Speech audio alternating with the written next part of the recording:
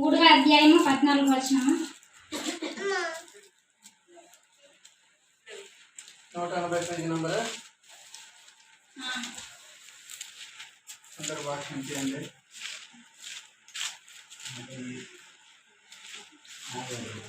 ఇప్పుడు రాసుకోండి, వచ్చేవారు మళ్ళీ అడుగుతానా? మా అమ్మకి అడుగుతాను రాసుకో.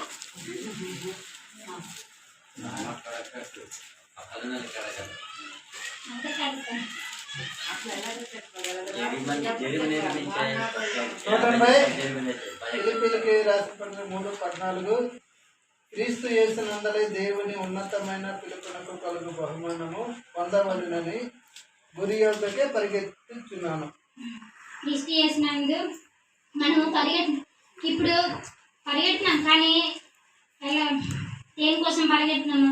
నచ్చినట్టే గురికి వైపు మనం పరిగెట్టలేదు. ఇప్పుడు రన్నింగ్ రేస్ పెడితే అందరూ ఒక గురి వైపు, ఆ గురి ఉంటుంది కదా, వాళ్ళు అక్కడికి వెళ్ళాలి, నేను గెలవాలి అని గమ్యం ఉంటుందా?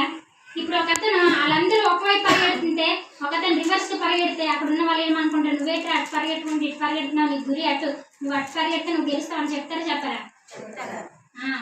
అలాగా నేను ఎరిగే పరిగెడతాను, నన్ను నచ్చినట్టు పరిగెడతానంటే అడిగి ఏది పట్టింది అనుకుంటారు? పిచ్చి పట్టింది అనుకుంటారు. ఈ లోకంలో చాలా మంది కూడా పరిగెడుతున్నారు, కానీ గురువైపు పరిగెట్టట్లేదు. ప్రయాస పడుతున్నారు, కానీ సరైన ప్రయాస పడట్లేదు, సరైన విషయాల కోసం ప్రయాస పడట్లేదు. పౌలు అంటున్నాడు, దేవుడు ఉన్నతమైన పిలుపు, మనల్ని దేవుడు పిలుచుకున్నాడు లేదా? ఆయనది ఉన్నతమైన పిలుపు, ఈ లోకంలో ఎవరు పిలవలేని పిలుపు. ఆయన సన్నిధికి రమ్మని అందరు పిలుస్తారు, మనమే కదా మనం పిలుస్తున్నాం అందరికి. దేవుడు మనల్ని ఉన్నతంగా పిలిచాడు కాబట్టి మన సన్నిధికి వచ్చామా? ఆ పిలుపుతో ఈ లోకంలో ఎవరు పిలిచి సమానం కాదు. అది ఒక ఉన్నతమైన పిలుపు అని దేవుడు చెప్పడు లేదా? దేవుడు ఉన్నతంగా పిలుచుకున్నాడు. పౌలు సౌలుగా మారకుండా ముందు దమస్క గేటు ముందు దేవుడిని చూశాడు. దేవుడు చూసి సౌలు చెప్తున్నారు, అన్యజనుల ఎదుట నా నామమును భరించడానికి నేను నిన్ను ఏర్పాటు చేసుకున్న సాధనం నువ్వు నేను. అన్యజనుల ఎదుట, రాజుల ఎదుట. అన్యజనులు అంటే ఎవరు? దేవుడు నమ్మని వాళ్ళు, తెలుసు కదా.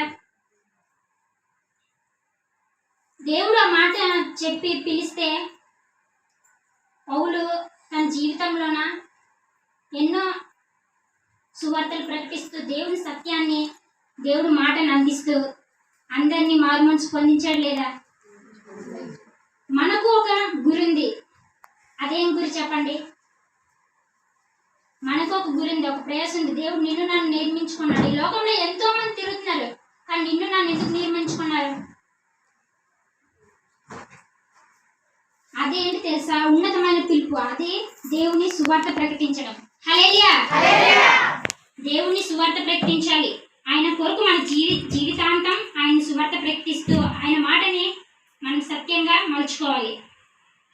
పౌలు అంటున్నాడు, నా మరణం ద్వారానే దేవునికి మహిమ రావాలి. ఏంటి రావాలి? మరణంతోనే. అటువంటి కోరిక మనలో ఉందా? నా మరణంతో దేవుడికి మహిమ రావాలి అని ఉందా లేదా? ఎవరికి లేదు. మనము బ్రతికింది యేసుక్రీస్తు కోసమే. మనం ప్రతి క్షణం ఎవరి కోసం బ్రతకాలి? మన మరణంతో పాటు దేవుడికి మహిమ రావాలి. మన మరణంతో పాటు మనం బ్రతకడం, మనం దేనికోసం బ్రతుకుతున్నాం? యేసుని ప్రార్థించడానికి, యేసుని గణపరచడానికే కదా. నువ్వు చేసే జాబ్లోను, నువ్వు చేసే పనుల్లోను, నువ్వు ఇన్ని పనులు చేస్తున్నావు, ఇన్ని జాబులు చేస్తున్నావు.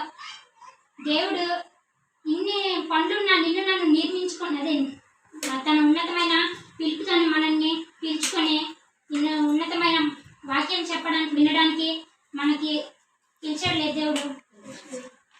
ఉన్నతమైన పిలుపులో ఉందాం. ప్రతిదినం దేవుని సువార్త ప్రకటిద్దామా? ఎవరు మాట్లాడరు, ప్రతి పనిలోనే దేవుడు మనల్ని సహాయం చేస్తున్నాడు. దేవుడికి మనం ఏంటి ఇచ్చి రుణం తీర్చుకోలేము. మనం దేవుని సువార్త ప్రకటించి మనం అందరి మనసులోన దేవుడు మంచి వ్యక్తి, సత్యమైన మాటలు అందరికీ నేర్పిద్దాం. ఈ చిన్న వాక్యం దేవుడు దీవించిన గాక.